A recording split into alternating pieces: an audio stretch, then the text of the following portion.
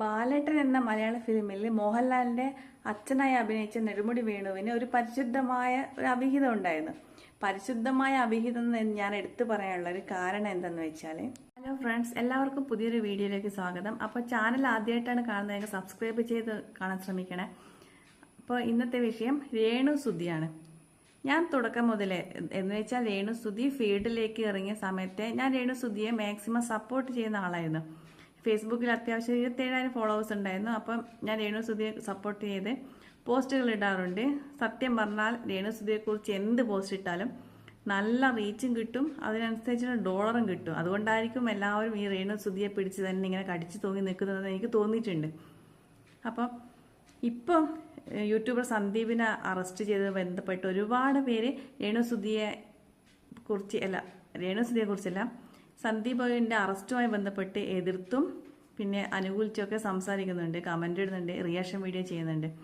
അപ്പോൾ എനിക്കൊരു കാര്യം പറയാനുണ്ട്. കാര്യം എന്ന് വെച്ചാൽ, ഞാൻ എൻ്റെ ഫേസ്ബുക്ക് പോസ്റ്റ്, അതായത് 194 ഷെയർ കിട്ടി, എനിക്ക് മില്യൺ കണക്കിന് വ്യൂസ് കിട്ടിയൊരു പോസ്റ്റ്, ആ പോസ്റ്റിൻ്റെ ഉള്ളടക്കം ഞാൻ പറയാം. ഞാനതിൽ എഴുതിയിരിക്കുന്നത്, നമ്മുടെ ബാലേട്ടൻ ഫിലിം ഉണ്ട്, മലയാള ഫിലിം, കുറച്ച് മുമ്പുള്ള മോഹൻലാലിൻ്റെ ഫിലിം ഭൂരിഭാഗം പേർക്കും അറിയാൻ കഴിയും. അപ്പോൾ ആ ഫിലിമിൽ മോഹൻലാലിൻ്റെ അച്ഛന് ഒരു നല്ല പരിശുദ്ധമായിട്ടുള്ളൊരു അവിഹിതമുണ്ട്. പരിശുദ്ധം എന്ന് പറയാനുള്ള കാരണം, നമുക്ക് ആ ഡയറക്ടർക്കോ കാണുന്ന നമ്മൾക്കോ പ്രേക്ഷകർക്കോ ആർക്കും അത് അപ്പുറത്തിരിക്കുന്ന ആ ഒരു സ്ത്രീയുടെ ലുക്ക്, നല്ല കുല സ്ത്രീ എന്ന് പറയുന്ന ആ ഒരു ലുക്കുള്ളത് കൊണ്ട് തന്നെ, അല്ലെങ്കിൽ അവരുടെ പെരുമാറ്റ രീതി കൊണ്ട് തന്നെ നമുക്കതൊരിക്കലും ആ അവിഹിതത്തെ ഒരിക്കലും ഒരു മോശമായിട്ട് നമ്മളെ മനസ്സിനോ നമുക്കങ്ങനെ തോന്നിയിട്ടേ ഇല്ല. അതാ ഡയറക്ടറുടെ മിടുക്ക്. കാരണം അപ്പുറത്ത് എതിർവശത്തിരിക്കുന്ന സ്ത്രീയുടെ ആ ഒരു കുലസ്ത്രീ ലുക്കും മഹിമയും കൊണ്ട് നമുക്ക് ഓട്ടോമാറ്റിക്കായിട്ട് നമ്മളെ മൈൻഡിന് അതൊരു പരിശുദ്ധമായിട്ട് തോന്നുന്നു. ഈ പറഞ്ഞ ബാലട്ട് എന്ന് പറയുന്ന ഈ മോഹൻലാൽ വരെ ഇന്നലെ എൻ്റെ നെഞ്ചിലേന്നൊക്കെ പാടിയിട്ട് അച്ഛൻ അത്രക്കും ഒരു പരിശുദ്ധ ആത്മാവായിട്ട് അച്ഛനെ ആ ഫിലിമിൽ കാണിക്കുന്നത് തന്നെ. എന്നാൽ നിങ്ങൾ ആലോചിച്ച് നോക്കുക, അപ്പുറത്ത് ആ സ്ത്രീ മറ്റേ നമ്മളൊക്കെ ചാളമേരി എന്ന് പറയുന്ന കളിയാക്കുന്ന ആ ഒരു സ്ത്രീ ആണെങ്കിലോ, അല്ലെങ്കിൽ വല്ല ഷക്കീലോ സിൽക്കി സ്മിതിയൊക്കെ ആണെങ്കിൽ ഈ പരിശുദ്ധം, ഈ അവിഹിതം, ഈ നെടുമുടി വീണു എത്രത്തോളം മോശപ്പെട്ടതായിട്ടായി കാണുക. ഓട്ടോമാറ്റിക്കായിട്ട് നമ്മളെ മനസ്സ് അങ്ങനെയല്ലേ കാണുക. നെടുമുടി വേണുവിന് വെറും പോക്കാന്ന് പറയില്ലേ. ഞാൻ ഈ പറഞ്ഞു വരുന്ന കാരണം, നമ്മൾ ഈ ഒരു ഇരട്ടത്താപ്പ്, മലയാളികളുടെ ഈ ഇരട്ടത്താപ്പ് സ്വഭാവമാണ് രേണുസുധി ഈ ഒരു ഫീൽഡിലേക്ക് ഇറങ്ങി അന്ന് തൊട്ട് കാണുന്നത്. എല്ലാവർക്കും അറിയാം, മലയാളികൾക്ക് പൊതുവായിട്ടുള്ള സ്വഭാവമാണ് ഈ ഇരട്ടത്താപ്പ്. ഞാൻ ആ ഫേസ്ബുക്കിനെ കുറിച്ച് അങ്ങനെ പോസ്റ്റ് ഇടാനുള്ള ഒരു കാരണം, എന്നെ ഫോളോ ചെയ്യുന്ന കുറച്ച് പേര് ഈ കെ ഫാമിലി, കൃഷ്ണകുമാർ ഫാമിലിയിലെ മക്കൾക്ക് അവരുടെ ബിക്നി ഫോട്ടോക്ക്, അവരെത്ര വൾഗറായി നിൽക്കുന്ന ഫോട്ടോയ്ക്ക് താഴേക്ക് പോയിട്ട് വാവ് ബ്യൂട്ടിഫുൾ എന്നോ അവരെ മാക്സിമം പുകഴ്ത്തി കമൻസ് ഇടുന്ന സെയിം ആൾക്കാർ തന്നെ രേണുസുധി ഇടുന്നിടത്തിൽ വന്നിട്ട് ഭൂലോക പച്ച തെറി വിളിക്കുന്ന ഒരു ഞാൻ കണ്ടു, കമൻസ് കണ്ടു. അപ്പം എനിക്ക് തോന്നി, എന്തുകൊണ്ട് ഇരട്ടത്താപ്പ് എന്നുള്ള ഡബിൾ സ്റ്റാൻഡ് എന്നുള്ള ഇരട്ടത്താപ്പ് എന്തുകൊണ്ടാണെന്നുള്ളതിനെ കുറിച്ചാണ് ഞാൻ ആ പോസ്റ്റ് ഇട്ടത്. ആ പോസ്റ്റ് നന്നായി വൈറലായി, ഒരുപാട് ആൾക്കാർ, അതിൽ 99% ആൾക്കാരും സപ്പോർട്ടായിരുന്നു. എന്നാലും ഉണ്ട് ചില പെണ്ണുങ്ങൾ, ഈ രേണുസുധി ഒരു കാരണത്താലും രക്ഷപ്പെടരുത്, ഭർത്താവുള്ള ഞങ്ങൾ അടുക്കളയിൽ എങ്ങനെ അടങ്ങി ഒതുങ്ങി കഴിയുന്നോ, സീരിയലും കണ്ട് കഴിയുന്നോ അതേപോലെ നല്ല, അതിനേക്കാളും രേണുസുധി കരഞ്ഞുകൊണ്ട് വീട്ടിലിരിക്കണം എന്ന് അത്രയേറെ ആഗ്രഹമുള്ള പെണ്ണുങ്ങളൊക്കെ വന്നിട്ട് എന്നെ നല്ല പച്ചത്തറി വിളിക്കുന്നുണ്ടായിരുന്നു. പക്ഷെ കുഴപ്പമില്ല, അതവരുടെ ഒരു മനമൊന്നുമില്ല, അത് പോട്ടെ. ഇപ്പം ഞാൻ മറ്റൊരു കാര്യം പറഞ്ഞോട്ടെ. ഈ കഴിഞ്ഞ ദിവസം ഈ റിയാക്ഷൻ വീഡിയോ ചെയ്യുന്ന ഒരു ബ്ലോഗർ ഇട്ടതിൻ്റെ താഴെയായിട്ട് ഒരാൾ കമൻറ്റ് ചെയ്താൽ കണ്ടു, ഈ രേണുസുധിക്ക് കിട്ടിയതൊന്നും പോരാ, ഇനിയും നരകിച്ച് പുഴുത്തു ചാവണം. അപ്പം ഞാൻ വിചാരിക്കാം, രേണുസുധി ഈ കമൻ്റ് ഇടുന്ന ആരുടെയെങ്കിലും വീട്ടിലോ അല്ല അവരുടെ കുടുംബത്തിലോ കാര്യം അവർക്ക് ആർക്കെങ്കിലും ഉപദ്രവം ഉണ്ടാക്കിയോ? ഞാൻ സപ്പോർട്ട് ചെയ്യുമ്പോൾ ഞാൻ ആലോചിക്കുന്നത്, ഈ രേണുസുധി കാരണം എൻ്റെ കുടുംബത്തിനല്ല, എൻ്റെ പഞ്ചായത്തിലോ മുനിസിപ്പാലിറ്റിയിലോ ആർക്കും ഒരു ഉപദ്രവം ഇല്ല. ഞാൻ അറിഞ്ഞിടത്തോളം രേണുസുധി ആരെക്കുറിച്ചും അങ്ങോട്ട് പോയി പരദൂഷണം പറയുന്നില്ല, ആർക്കും പോയി ഒരു ഉപദ്രവം ചെയ്യുന്നില്ല. അവരവരുടെ തൊഴിൽ ജീവിക്കുന്നു. പക്ഷെങ്കിൽ അവരെ ടാർഗറ്റ് ചെയ്ത് മീഡിയാസ് ആണ് പലതും പറഞ്ഞ് അവരെ വായിലിങ്ങനെ കോലിട്ട് കുത്തി പറയിപ്പിച്ച് ഒരു നെഗറ്റീവ് ഇമേജ് ഈ സമൂഹത്തിൽ ഉണ്ടാക്കി കൊടുത്തതിൻ്റെ കാരണം ഈ മീഡിയാസ് ആ 100% പലർക്കും അറിയുന്നതാ. പക്ഷെങ്കിൽ ഈ റിയാക്ഷൻ വീഡിയോ ചെയ്യുന്ന ആൾക്കാർക്കും അറിയാം സംഗതി എന്താ സത്യാവസ്ഥ എന്നാണ്. പക്ഷെ അവരൊക്കെ ഇതൊക്കെ മറച്ചു വെച്ചിട്ടാണ് രേണുസുധിയെ പച്ചത്തെറി പറഞ്ഞ് ഡോളർ ഉണ്ടാക്കുന്നതെന്ന് എനിക്ക് തോന്നിയത്. ഞാൻ പറയുന്നതിനോട് യോജിക്കുന്നവരുണ്ടാവും, വിയോജിപ്പുള്ളവരുണ്ടാവും. നിങ്ങൾ എന്താണെന്ന് വെച്ചാൽ നിങ്ങളെ കമൻ്റായിട്ട് ഇട്ടാൽ മതി. അപ്പോൾ ഞാൻ പറഞ്ഞു വരുന്നത്,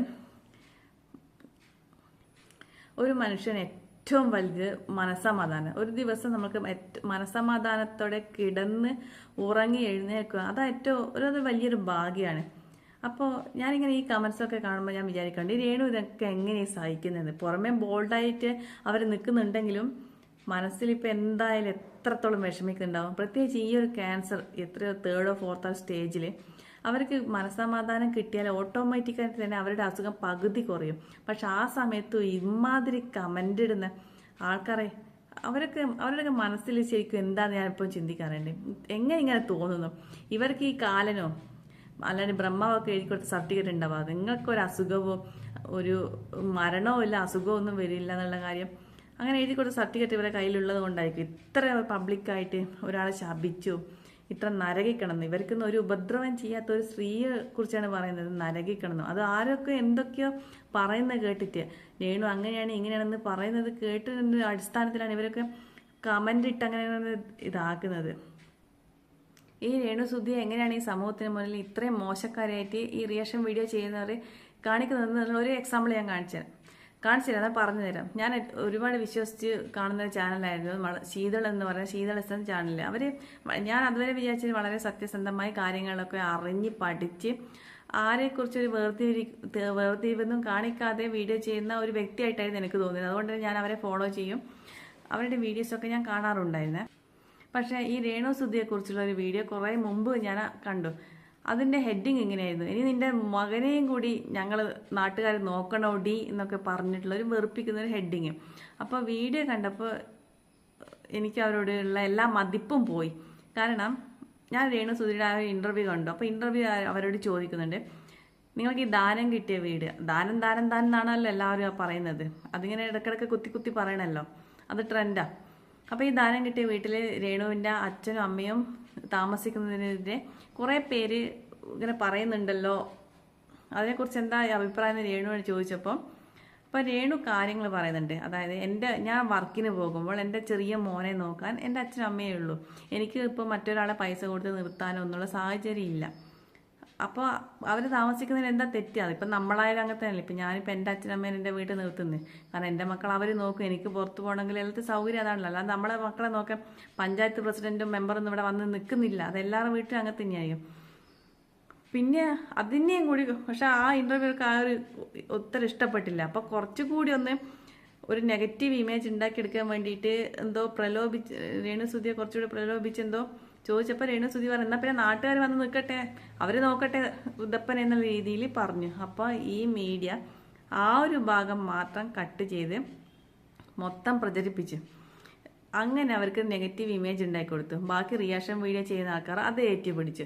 എന്നാൽ രേണു മുമ്പ് പറഞ്ഞ ആ ഒരു സ്റ്റേറ്റ്മെൻറ്റ് ആരും അവർക്കാർക്ക് അത് വേണ്ട. എങ്ങനെ നെഗറ്റീവ് ഇമേജ് ഉണ്ടാക്കിയില്ല. രേണുസുധിൻ്റെ ഋതപ്പനെയും കൂടി നാട്ടുകാരെ വീട് ദാനായിട്ട് കൊടുത്തു, ഇനിയിപ്പോൾ ഋതപ്പനെയും കൂടി നമ്മൾ നോക്കണം എന്നുള്ള രീതിയിലേക്ക് അവർക്ക് മൊത്തത്തിലൊരു നെഗറ്റീവ് പബ്ലിസിറ്റി ഉണ്ടാക്കി കൊടുത്തു. ഇതേപോലെ തന്നെ ആ ഷെഫീന ഒരു വീഡിയോ ഇട്ടു, രേണുസുധി ദുബായിലേക്കും ബഹ്റൈനിലേക്കും പോകുന്നത് സ്വർണ്ണക്കടത്തിനാണെന്ന്.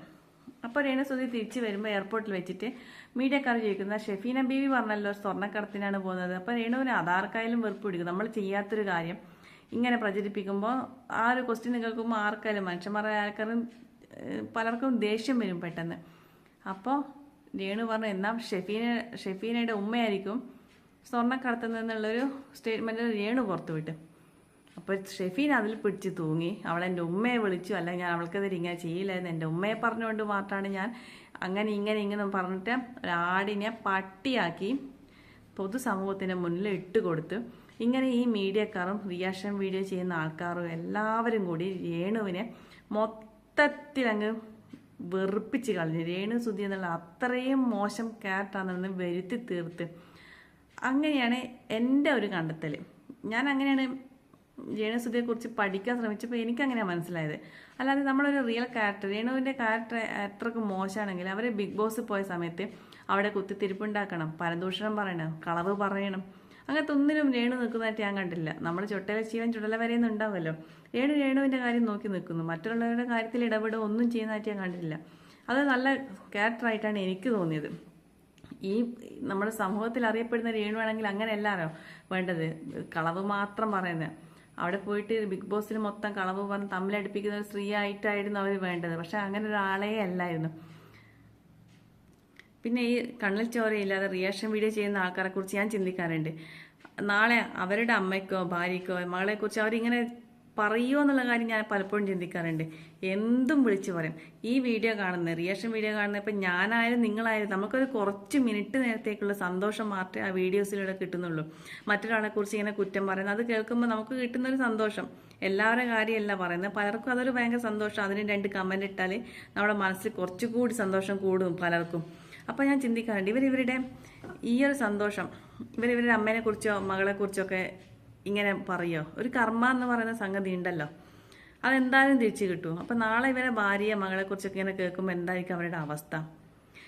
അവർക്കും കേൾക്കുന്ന നമ്മൾക്ക് കുറച്ച് സമയത്ത് ഒരു സന്തോഷം മാത്രമാണെങ്കിലും ഈ പറയുന്ന വ്യക്തി, ഇവർ ടാർഗറ്റ് ചെയ്ത് പറയുന്ന ഒരു വ്യക്തി ഉണ്ടല്ലോ, ഒരു ആയുസ് മൊത്തത്തിൽ അവരുടെ മനസ്സിനേക്കുന്ന മുറിവാണ്. നിങ്ങൾ തന്നെ സ്വയം ചിന്തിച്ചു നോക്കിയാൽ മതി. നിങ്ങളെക്കുറിച്ച് ഇപ്പം ഞാൻ പറയാം, ഒരു എക്സാമ്പിൾ പറയുകയാണെങ്കിൽ വെച്ചാൽ എന്നെക്കുറിച്ച് എൻ്റെ ഒരു അയൽവാസി അപ്പുറത്തുള്ള മറ്റൊരാളെ കുറിച്ചൊരു മോശം പറയുന്നത്, നമ്മൾ മനസ്സാവാച കർമ്മണ അറിയാത്തൊരു കാര്യം നമ്മളെക്കുറിച്ച് ഉണ്ടാക്കി പറയുമ്പോൾ എന്നെ സംബന്ധിച്ച് അത് മനസ്സിന് ഭയങ്കര ഒരു വിഷമായിരിക്കും. പക്ഷെ ചിലർക്ക് അതെല്ലാം പോട്ടെ പുല്ല് എന്ന രീതിക്ക് എടുക്കുന്നവരുണ്ട്. പക്ഷെ എല്ലാവരും ഒരുപോലെ എല്ലായിരിക്കും. ഇപ്പം ദിയ കൃഷ്ണ തന്നെ പറഞ്ഞിട്ടുണ്ട്, എന്നെക്കുറിച്ച് എന്ത് പറഞ്ഞാലും എനിക്ക് പോത്തിൻ്റെ തോല, കാട്ടുപോത്തിന്റെ കട്ടിയുള്ള തോല, അതുകൊണ്ട് എന്നെ അതൊന്നും യേശൂല, ഞാനതൊന്നും മൈൻഡ് ചെയ്യാറില്ല എന്ന് ദിയ കൃഷ്ണ പറഞ്ഞിട്ടുണ്ട്. പക്ഷെ എല്ലാവരും ദിയ കൃഷ്ണയെ പോലെ അല്ലല്ലോ. ഇപ്പം ഞാനാണെങ്കിൽ എനിക്കത് ഭയങ്കര പ്രശ്നമായിരിക്കും.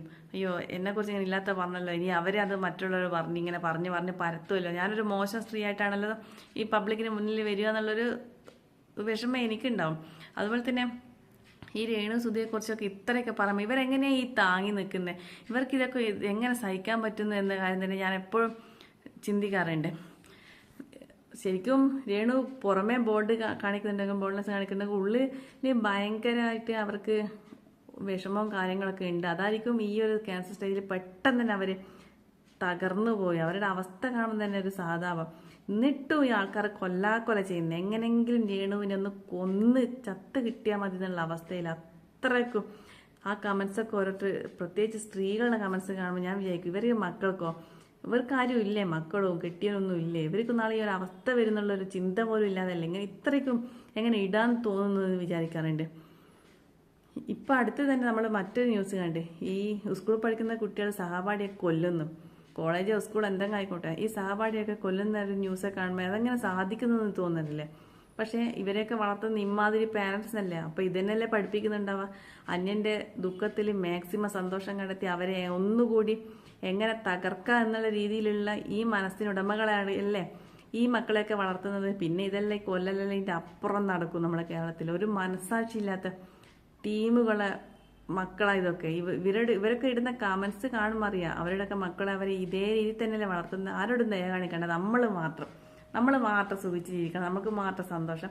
ബാക്കി ആരെങ്കിലും ഒന്ന് തകർച്ചേൻ്റെ വാക്കിൽ തുടങ്ങുന്നുണ്ടെങ്കിൽ അവിടെ പൂർണ്ണമായും വാക്കുകളുണ്ടോ, ദേഹോപദ്രവം ചെയ്തോ എങ്ങനെയെങ്കിലും തകർക്കണമെന്ന് മാത്രമേ ഇവരൊക്കെ മക്കളെയും പഠിപ്പിക്കുന്നുണ്ടാവുക. ആ ടീമാണ് സ്കൂളിലും കോളേജൊക്കെ പോയിട്ട് സഹപാഠിയെ വരെ ഒരു ദയയില്ലാതെ കൊന്നിടുന്നത്. പിന്നെ കഴിഞ്ഞ ദിവസം കൃഷ്ണകുമാറിൻ്റെ ഇളയ സന്തതി ഹൻസിക സബ്സ്ക്രിപ്ഷനിലൂടെ പലതും കാണിച്ചതുമായി ബന്ധപ്പെട്ടുള്ള വീഡിയോസൊക്കെ ആ റിയാക്ഷൻ വീഡിയോ താഴെ ഒരാളിട്ട കമൻറ്റ് കണ്ടു. ഇവര് ചെറുപ്പം തൊട്ടേ മോഡലിംഗ് ഒക്കെ ജീവിതത്തിന്റെ ഭാഗമാക്കിയ പിള്ളേരല്ലേ, അപ്പോൾ ഇതൊക്കെ അത്യാവശ്യമാണ്. പക്ഷെങ്കിൽ രേണു സുധി അങ്ങനെയല്ലല്ലോ എന്ന്. അപ്പോൾ അവിടെ നിങ്ങൾ ഇരട്ടത്താപ്പ് കണ്ടോ? അവർക്ക് കാണിക്കുന്നത് കുഴപ്പമില്ല, അവർക്ക് കുറച്ച് സൗന്ദര്യമുണ്ട്, പൈസയുണ്ട്, അപ്പോൾ അതെല്ലാം സപ്പോർട്ട് ചെയ്യും. പക്ഷെ രേണു സുധി അങ്ങനെയല്ലല്ലോ എന്ന്. രേണു സുധിക്ക് കാണിക്കുകയും ചെയ്യരുത്. ഞാൻ ഒരിക്കലും ഒരു സ്ത്രീ അവരുടെ ശരീരം വിറ്റ് പൈസയാക്കുന്നതിനെ കുറിച്ച് ഓൺലൈൻ പ്ലാറ്റ്ഫോം ആയാലും എങ്ങനെയായാലും ശരീരം വിറ്റ് പൈസ ആക്കുന്നതിനെ കുറിച്ച് ഒരിക്കലും സപ്പോർട്ട് ചെയ്യുന്ന ആളല്ല. രേണു സുധി ചെയ്യുന്നതിനോടും എനിക്കത് എതിർപ്പ് തന്നെയാണ്. പക്ഷെങ്കിൽ ഒരു പൈസയും കാണാൻ നല്ല കുണവും ഒക്കെ ഉള്ള ആൾക്കാർ ചെയ്യുമ്പോൾ അതിനെല്ലാം സപ്പോർട്ട് ചെയ്യുക. അല്ലാണ്ട് ഒന്നും ഇല്ലാത്ത രേണുസുതിയൊക്കെ ചെയ്യുമ്പം ചില റിയാക്ഷൻ വീഡിയോ ചെയ്യുന്ന ആൾക്കാർ രേണുസുതി ഇങ്ങനെ ചിരിച്ചിട്ടുള്ള പല്ലി എന്നൊക്കെ പറഞ്ഞ് കുറച്ച് ബീജം ഒക്കെ ഇട്ടിയും അല്ല രേണുസുതിന്റെ ബോഡിയെ കുറിച്ച് പറഞ്ഞു മൊത്തത്തിൽ അങ്ങ് അവരെങ്ങനെ തേജോവധം ചെയ്ത് എന്താ പറയാ അങ്ങ് തകർത്ത് കളയാ. എന്നാൽ അതേ സമയത്ത് തന്നെ ഈ കൃഷ്ണകുമാറിന്റെ മക്കൾക്ക് ഫുൾ സപ്പോർട്ടാ. അവര് ഈ രേണുസുധീനെ പോലെ ആലില വയറുള്ള കൃഷ്ണകുമാറിന്റെ മക്കളിട്ടാൽ എല്ലാവരും യോ ആലില വയറ്, രേണുസുധീന്റെ അമ്മ പല്ലി വയറ്. എന്തിനാ ഇരട്ടത്താപ്പ്? ആ സ്ത്രീ എങ്ങനെയെങ്കിലും ജീവിച്ചു പോട്ടെ. നമ്മൾക്ക് ആർക്കും ആ സ്ത്രീ കാരണം ഒരു ഉപദ്രവമില്ല. നമ്മളെ കുടുംബം ആ സ്ത്രീ കാരണം നശിച്ചിട്ടോ ഒന്നുമില്ല. നമുക്ക് ഇഷ്ടമില്ല അങ്ങ് സ്കിപ്പ് ചെയ്തു പോവാം. വാക്കുകൾ കൊണ്ട് എന്തിനാ ഈ സ്ത്രീ എങ്ങനെ ദ്രോഹിച്ച് വിഷമിപ്പിച്ച് ഇങ്ങനെ ചെയ്യുന്നതെന്ന് അതിന് ഇനിയങ്ങ് നിർത്തിക്കൂടെ? അവർ ഇത്രയും ഒരു ക്യാൻസർ എന്നുള്ള അതിഭീകരമായ അസുഖ ക്യാൻസർ, അവരെ ആ ഒരു രൂപം കോലമൊക്കെ കാണുമ്പോൾ തന്നെ നമുക്ക് മനസ്സിനൊരു സഹതാപം നടന്ന ആർക്കും എന്താ വരാത്തത്? അവർക്ക് മനസ്സിന് കുറച്ച് സമാധാനം കൊടുത്താൽ തന്നെ അവരുടെ അസുഖം പകുതിയോളം കുറയും, അത് ഉറപ്പാ. അപ്പോൾ എനിക്ക് ഇത്രേ പറയാനുള്ളൂ. ഞാനൊരിക്കലും രേണുസുധി എനിക്കും എൻ്റെ ഫാമിലിക്കൊന്നും ഒരു ഉപദ്രവം ചെയ്യുന്നില്ല. ഇഷ്ടമായി ഞാൻ സ്കിപ്പ് ചെയ്യും രേണുവിൻ്റെ. പക്ഷേങ്കിൽ എന്ന് വെച്ചാൽ അവരെ ഇത്രക്കും ശാപവാക്കുകൊണ്ട് ശപിക്കാനോ അവരെ രക്ഷപ്പെടണമെന്ന് ഞാൻ പ്രാർത്ഥിക്കാറുണ്ട്. കാരണം അവർക്കുള്ള ആ ഏജിലുള്ള മോൻ എനിക്കും ഉണ്ട്. അപ്പോൾ അതിനൊരു അമ്മയില്ലെങ്കിലുള്ള അവസ്ഥ എന്താന്ന് നമുക്ക് ഊഹിക്കാനേ ഉള്ളൂ. അപ്പോൾ എൻ്റെ വീഡിയോ കാണുന്ന ആരെങ്കിലും ഉണ്ടെങ്കിൽ നിങ്ങളുടെ അഭിപ്രായം എന്താണെന്ന് വെച്ചാൽ കമൻ്റായിട്ട് ഇടണം. പിന്നെ ഞാൻ ഇനിയും രേണുസുധി രക്ഷപ്പെട്ട് ആ പഴയ ആ ഒരു പ്രതാപത്തോടെ തിരിച്ചു വരണമെന്ന് ഒരുപാട് ആഗ്രഹിക്കുന്ന വ്യക്തികളിൽ ഒരാളാണ് ഞാനും.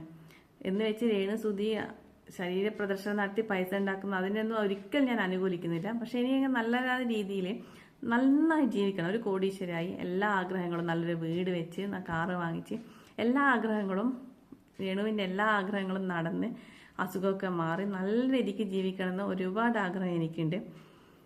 അപ്പോൾ എൻ്റെ വീഡിയോ ഇഷ്ടപ്പെട്ടാൽ ഷെയർ ചെയ്യണം, സബ്സ്ക്രൈബ് ചെയ്യണം. അപ്പോൾ മറ്റൊരു വീഡിയോ ആയിട്ട് വീണ്ടും കാണാം. അതുവരെ എല്ലാവർക്കും ബൈ.